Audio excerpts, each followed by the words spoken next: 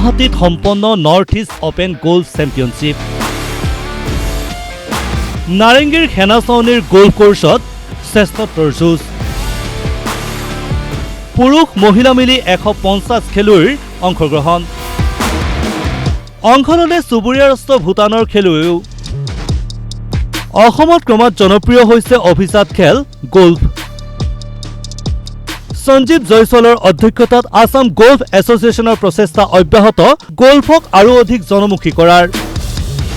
এনে প্ৰচেষ্টাৰ অংশ হিচাপে গুৱাহাটীৰ নাৰেংগীত দুদিনীয়াকৈ অনুষ্ঠিত north east open golf championship. অংশগ্ৰহণ মহিলা আৰু পুৰুষ মিলি প্ৰায় 150 গৰাকী খেলুৱৈ। উত্তৰ পূবৰ লগতে ভূটানৰ খেলুৱৈৰ অংশগ্ৰহণ।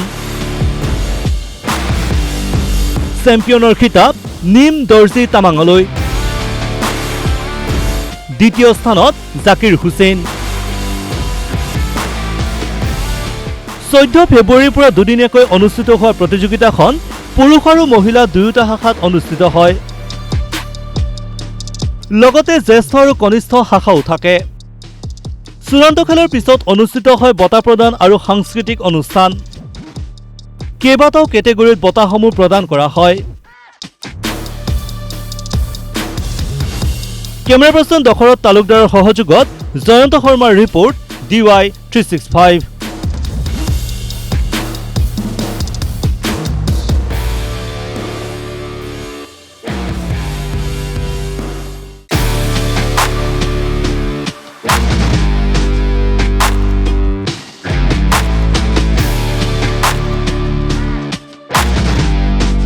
গুৱাহাটীত সম্পন্ন north east open golf championship. নাৰেংগীৰ সেনা ছাউনীৰ গল্ফ কোৰ্ছত শ্ৰেষ্ঠত্বৰ যুঁজ। পুৰুষ মহিলা মিলি 150 খেলুৱৈৰ অংশগ্ৰহণ। অংশ ল'লে চুবুৰীয়া ৰাষ্ট্ৰ ভূটানৰ খেলুৱৈও। অসমত ক্ৰমাৎ জনপ্ৰিয় হৈছে অভিজাত খেল গল্ফ। সঞ্জীৱ জয়ছলৰ অধ্যক্ষতাত আসাম গল্ফ এছ'চিয়েশ্যনৰ প্ৰচেষ্টা অব্যাহত গল্ফক আৰু অধিক জনমুখী কৰাৰ। এনে প্ৰচেষ্টাৰ অংশ হিচাপে গুৱাহাটীৰ নাৰেংগীত দুদিনীয়াকৈ অনুষ্ঠিত north east open golf championship. অংশগ্ৰহণ মহিলা আৰু পুৰুষ মিলি প্ৰায় 150 গৰাকী খেলুৱৈ। উত্তৰ পূবৰ লগতে ভূটানৰ খেলুৱৈৰ অংশগ্ৰহণ। চেম্পিয়নৰ খিতাপ নিম দৰ্জী তামাঙলৈ।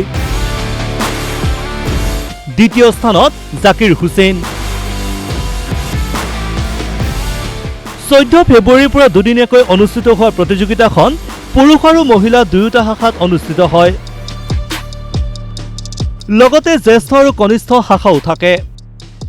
চূড়ান্ত খেলৰ পিছত অনুষ্ঠিত হয় বঁটা প্ৰদান আৰু সাংস্কৃতিক অনুষ্ঠান। কেইবাটাও কেটেগৰীত বঁটাসমূহ প্ৰদান কৰা হয়।